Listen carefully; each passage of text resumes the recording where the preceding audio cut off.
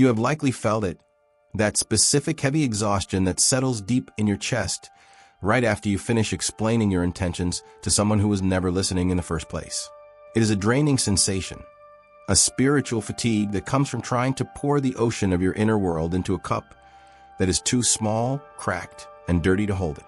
You look into their eyes searching for a spark of recognition, a sign that they see the human being behind the words. But all you see is a wall. They are not listening to understand. They are listening to reply, to judge, or to fit you back into the tiny, label box they have built for you. And in that moment, you realize a terrifying but liberating truth. Never explain yourself. It is the most powerful thing you can do, because a fool always thinks he wins when he has the last word. But he doesn't realize that by staying silent, you have already transcended the game entirely. We are programmed from childhood to believe that we owe the world a running commentary on our existence. Why are you so quiet? Why don't you want to go out? Why did you change your job? We are taught that to be a good person is to be an open book, accessible and understandable to everyone. But here is the secret that the sleeping masses will never grasp. Understanding is a privilege, not a right. When you offer detailed explanations to people who lack the depth or the spiritual maturity to receive them, you are not building a bridge. You are betraying yourself. You are taking the sacred pearls of your personal evolution, your trauma, your insights, your awakening, and you are casting them before swine. And when they trample those pearls into the mud, you cannot blame them. It is in their nature to trample what they do not understand. The fault lies in your need to be understood by those who are committed to misunderstanding you. Think about the last time you felt the desperate need to justify a change in your life. Maybe you started waking up earlier. Maybe you stopped drinking, or maybe you simply stopped engaging in the gossip that fuels your workplace or family gatherings. You felt the shift in the air, the side glances, the passive-aggressive comments. Oh, you think you're better than us now? And your instinct, born of a lifetime of conditioning, was to explain, no, it's not that. I just feel better when I stop. Right there. Do you see what happened? You handed them your power. You asked for their permission to grow. And by asking for permission, you validated their authority over your life. The moment you stop explaining is the moment you cut the energetic cord that feeds their ego with your life force. You become a fortress.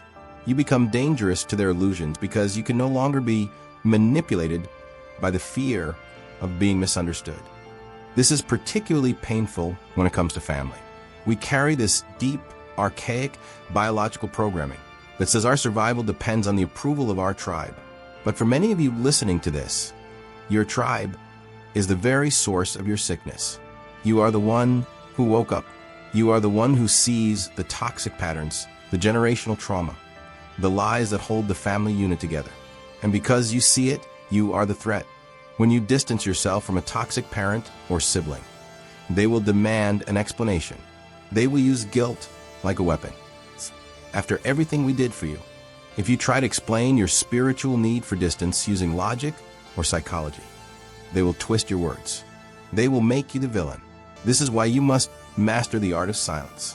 You do not owe your abusers an explanation for your survival. You do not owe the people who broke you a map to how you are fixing yourself. Your healing is private property. Trespassers are not allowed. There is a profound arrogance in the demand for an explanation. When someone demands to know why you are doing what you are doing, they are implicitly stating that your actions must be approved by their logic to be valid. They are placing themselves as the judge and jury of your reality. When you explain, you are stepping into the witness stand. You are pleading your case. Please, Your Honor, see that I am a good person. Why are you on trial in your own life? Who appointed them the judge? The fool thinks he wins because he dragged you into court. He thinks he wins because he made you stutter or cry or shout in frustration. But the true victory belongs to the one who never enters the courtroom. The true victory is looking at the judge, smiling, and walking out of the building. Let them bang the gavel. Let them shout the verdict to an empty room. Their judgment cannot touch you if you do not accept the subpoena. You might worry that if you stop explaining, you will lose people. Let me be brutally honest with you. You will. And you need to. You are currently carrying dead weight. Relationships that are on life support, kept alive only by your constant infusion of explanations and apologies. I'm sorry I couldn't make it. I was just so tired because... No, I won't be there. That is a complete sentence. If a relationship collapses because you stopped justifying your existence, it was never a relationship. It was a hostage situation. You were buying their affection with the currency of your self-respect. When you stop paying, the transaction ends. And yes, it will be lonely at first. The silence will feel deafening. But in that silence, you will finally hear your own voice. You will find the space to discover who you actually are, not who you had to pretend to be to keep the peace. Consider the archetype of the strong silent type, or the Sigma, or the Hermit. Why are these figures so magnetic? Why do we respect the character in the movie who says little but does much? Because they signal high status.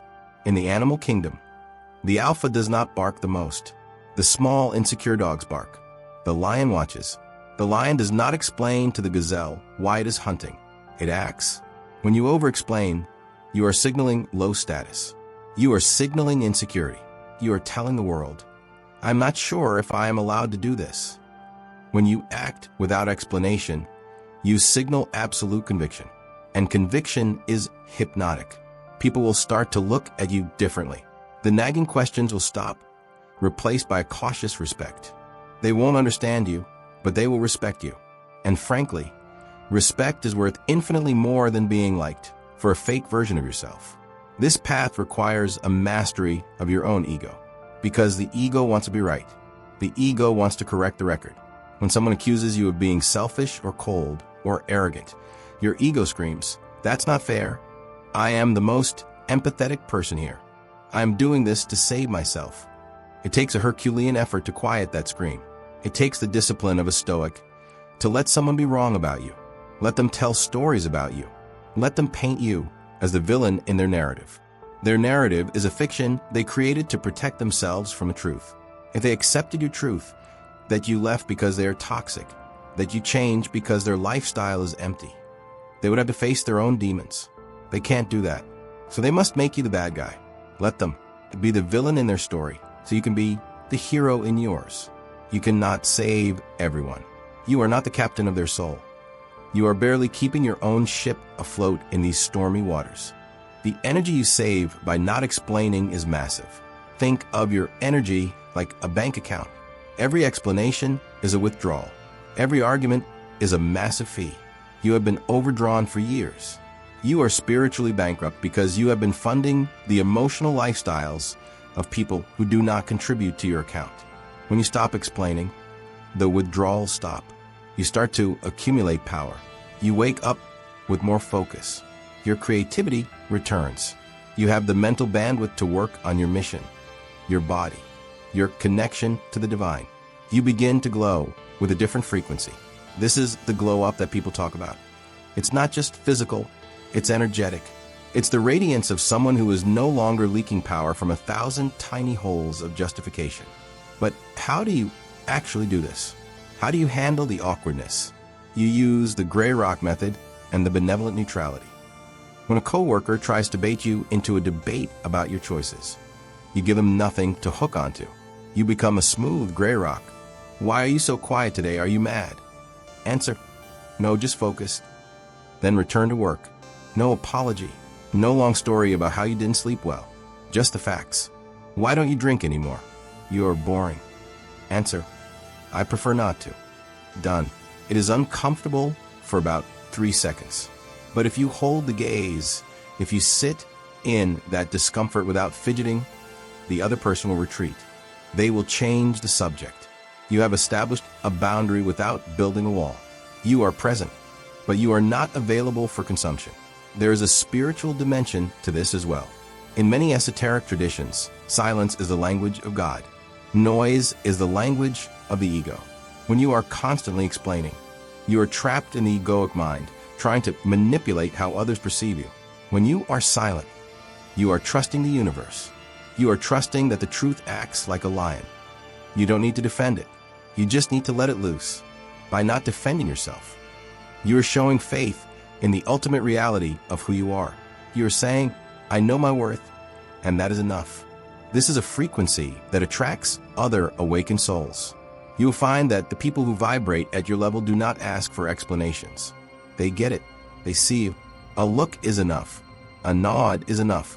You will start to build a tribe based on resonance, not on verbal contracts of mutual insecurity. You must also recognize the trap of the savior complex. Many of you are empaths. You feel the pain of others, and you want to help them see the light. You think, if I just explain it clearly enough, they will wake up too. This is a trap. You cannot wake someone who is pretending to be asleep. In fact, they will resent you for trying. They will attack you because your light hurts their eyes. The most compassionate thing you can do for them is to let them sleep until they are ready to wake up on their own. Your silence is a form of mercy. It stops the conflict. It stops the cycle of reactivity. It allows them to remain in their illusion while you quietly exit the stage. You are not abandoning them. You are releasing them to their own karma. And you are releasing yourself from the burden of being their spiritual alarm clock. There will be moments of doubt. You will lie in bed at night replaying conversations, thinking of the perfect thing you could have said to make them understand. This is the withdrawal symptom of your addiction to validation. Observe the thought, but do not act on it. Do not send that long text message at 2 a.m. Do not write that email. Write it in a journal if you must, and then burn the paper. Let the fire consume the need to be seen. Watch the smoke rise and realize that your validation comes from within and from the source of all things. You are an infinite being having a temporary human experience. You do not need to explain your infinity to finite minds. The modern world is designed to strip you of your privacy and your mystery. Social media demands that you share every meal, every thought, every location. Share your story, they say. Be authentic. But there is a difference between authenticity and overexposure. True authenticity is being true to yourself, regardless of whether anyone else sees it. Overexposure is performing your life for an audience. When you reclaim your privacy, when you stop broadcasting your every move, you regain your sovereignty. You become the director of your movie, not just the actor trying to please the crowd. And there is a delicious irony here. The less you share, the more interested people become. They sense that you have something valuable, something real, because you are not trying to sell it to them. Let's go deeper into the fool mentioned in the title. The fool always thinks he wins. Why? Because the fool plays a finite game. He thinks the goal of conversation is to dominate. He thinks the goal of life is to accumulate status and approval. When you stop explaining, you are playing an infinite game. You are playing for the growth of your soul. You are playing for peace. So when the fool shouts and demands and mocks, and you simply look at him with compassion and walk away, he thinks he has chased you off. He puffs out his chest.